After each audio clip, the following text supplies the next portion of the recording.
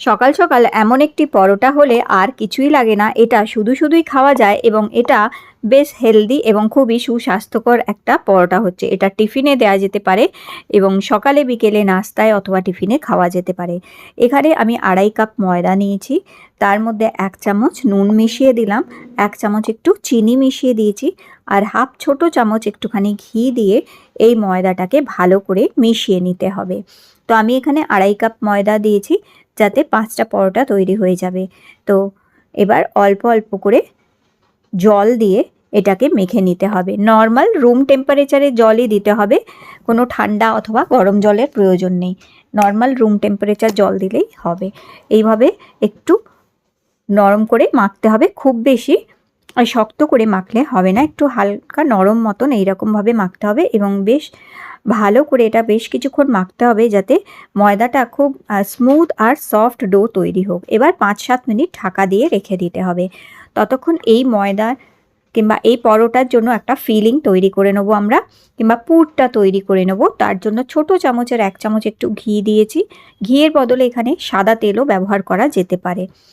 এবার half cup মতন এখানে সবুজ যে ক্যাপসিকাম হয় সেই ক্যাপসিকাম কুচি করে একদম ছোট ছোট করে কুচি করে দিয়ে দিয়েছি। আর এখানে স্বাদ মতন 1 ছোট চামচ আমি নুন দিয়ে দিচ্ছি, দিয়ে এবার এটাকে ভালো করে কিছুক্ষণ নাড়াচাড়া করে নিতে হবে। সবুজ ক্যাপসিকামটা একটু নাড়াচাড়া করে ভাজার পরে এরপরে আমি একটু ইয়েলো ক্যাপসিকামও এখানে দিয়ে দিচ্ছি। সবুজ ক্যাপসিকামটা আগে দেওয়ার কারণ হচ্ছে সবুজ ক্যাপসিকামে একটা গন্ধ হয় আর একটু হার্ড হয়, কিন্তু ইয়েলো অ্যান্ড যে রেড বেল পেপার হয় সেগুলো একটু সফট হয়, ঝট করে সেগুলো নরম হয়ে যায়। তাই সবুজ ক্যাপসিকামটা আগে দিতে হবে। একটু নাড়াচাড়া করার পরে ইয়েলো আর রেড ক্যাপসিকামটা দিয়ে একটু ঢাকা দিয়ে রেখে দিয়েছি ওগুলো নরম হওয়া অবধি।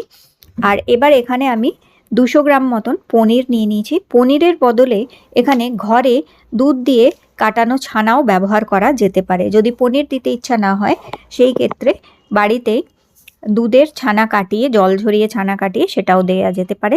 পনিরটা পুরোপুরি এখানে আমি কুড়িয়ে নিয়েছি অথবা গ্রেট করে নিয়েছি। আর এবার এখানে আমি দিয়ে দিলাম 1 প্যাকেট পাওভাজি মশলা। যদি পাওভাজি মশলাটা না থাকে সেই ক্ষেত্রে এখানে 1 চামচ ধনে গুঁড়ো, জিরে গুঁড়ো, একটু হলুদ আর একটু শুকনো লঙ্কার গুঁড়ো আর সামান্য একটু হাফ চামচ গরম মশলার গুঁড়ো দিয়েও এই মশলাটা তৈরি করে নেওয়া যেতে পারে, আর সঙ্গে একটু কসুরি মেথিও। কিন্তু যেহেতু ওই পাওভাজি মশলা এই সমস্ত মশলাগুলোই একসাথে থাকে তাই একসাথে ওই পাওভাজি মশলাটা দিলে আর কিছু দিতেই, কোনো মশলাই দিতে লাগে না, ওটাতেই খুব সুন্দর টেস্ট কিন্তু চলে আসে। ওই মশলাটা দিয়ে একটু নাড়াচাড়া করার পরে এখানে কুড়িয়ে রাখা যে পনিরটা ছিল সেটা দিয়ে এবার ঝটপট করে একটু নাড়িয়ে চাড়িয়ে নিতে হবে। এখানে এইভাবে জাস্ট একটু নাড়িয়ে চাড়িয়ে নিয়ে এই পুরটাকে একটু ড্রাই করে নিতে হবে। তো ব্যাস এটা রেডি হয়ে গেছে। এবার এটাকে একটু ঠান্ডা করে নেব। আর আজকের এই পরোটাগুলো ভাজার জন্য আমি আগারোর এই কাস্ট আয়রন তাওয়াটা ইউজ করছি। এটা ভীষণ ভালো তাওয়া, আর লোহার তাওয়ায় রুটি পরোটা করা, ভাজায় লোহার জিনিসে তৈরি রান্না খাওয়াও স্বাস্থ্যের পক্ষে ভালো হয়। আর এর মধ্যে এরকম একটা যেটা হচ্ছে এর কভার আছে হ্যান্ডেলটা, যাতে কি হাতে হিট না লাগে কিংবা গরম লাগবে না, আর এটা ধরে ফ্লিপ করতে, ধরতে, ঘোরাতে সুবিধাও হয়। খুবই ভালো এই লোহার তাওয়াটা, প্রি সিজন কাস্ট আয়রন তাওয়া হচ্ছে। এর মধ্যে রুটি, পরোটা, ধোসা সব কিছুই তৈরি করা যেতে পারে। তো এইবার তাওয়াটা আমি গরমে বসিয়ে দিয়েছি, একদম লো ফ্লেমে গ্যাসে বসিয়ে দিয়ে এদিকে এই লেচিগুলো তৈরি করে নিয়েছি এখানে। এবার 5টা লেচি তৈরি করেছি এখানে, এগুলোকে হাত দিয়ে এইভাবে ঘুরিয়ে গোল করে নিতে হবে। আর দেখতেই পাচ্ছ যে একটুখানি সফট করে মেখেছি আমি এখানে। এবার একটা একটা করে লেচি নিয়ে এগুলোকে একদম চাকের সমান বড় করে একটা পরোটা বেলে নিতে হবে আমাদের এখানে। তো এইভাবে বড় করে পুরো চাকির সমান আমি একটু পরোটাটা বেলে নিয়েছি। এবার এই পরোটার মধ্যে ধারের দিকে একটু জল লাগিয়ে দিতে হবে ভালো করে, যাতে ভালো মতন স্টিক করে যায় সেই কারণে। এবার মাঝখানে ওই পনির আর ক্যাপসিকামের পুরটা দিয়ে দিতে হবে, আর ভালো করে ছড়িয়ে দেওয়ার পরে এইভাবে স্কোয়ার করে এই পরোটাগুলোকে এইভাবে মুড়ে দিতে হবে। জল দেওয়ার ফলে এটি খুব ভালো মতন আটকে যাবে। এইভাবে ছেড়ে যাওয়ার ভয় থাকবে না। হাত দিয়ে হালকা করে প্রেস করে দিতে হবে এবং ধারগুলোতে একটু হালকা করে প্রেস করে দিয়ে শেপটা এইভাবে ঠিক করে নিতে হবে। আর চাটু আগে থেকেই গরমে বসিয়ে দিতে হবে।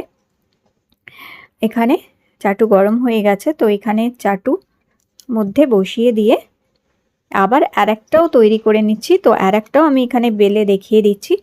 আর যেহেতু চাটুটা বেশ বড়, একসাথে 2টো অথবা 3টে পরোটাও কিন্তু ভাজা যেতে পারে। তো এটাও তৈরি করে নিয়ে একইভাবে আগে ধারের দিকগুলো একটুখানি আমি জল ব্রাশ করে দিচ্ছি যাতে ভালো করে স্টিক করে যায়।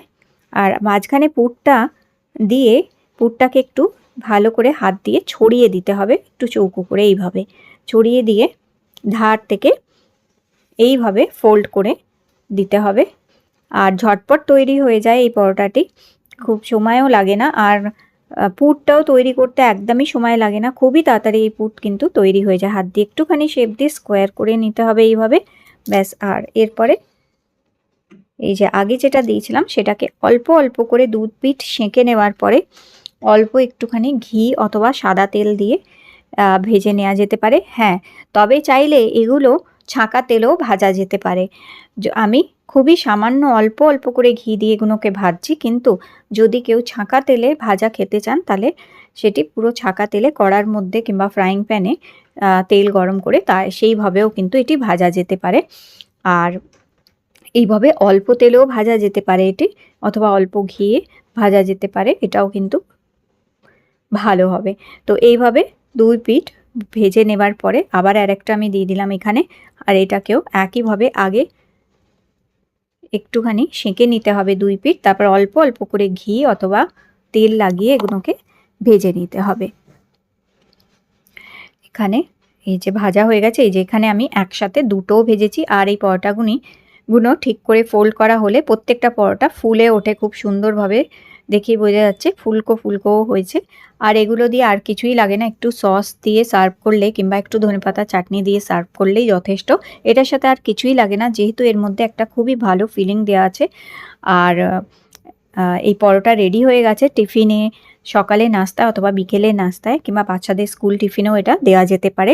আর সঙ্গে দিশানোর এই ক্রাঞ্চি পিনাট বাটারটাও দেওয়া যেতে পারে, কারণ এটা গুড সোর্স অফ প্রোটিন হচ্ছে।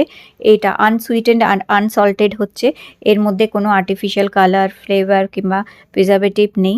এটা গুড কোয়ালিটি পিনাটস দিয়ে তৈরি, যেটা আমাদের শরীরকে হেলদি রাখতে, ফিট অ্যাক্টিভ রাখতে হেল্প করে, হাড় মজবুত করে এবং শরীরে মেদ ঝরাতেও সাহায্য করে। আর খাওয়া ভীষণ উপকারী হচ্ছে। ব্রেকফাস্টে এরকম 1 চামচ খেলে শরীরে প্রোটিনের রিকোয়ারমেন্টটা পুরো হয়। তো এই পরোটাটি অবশ্যই ট্রাই করো।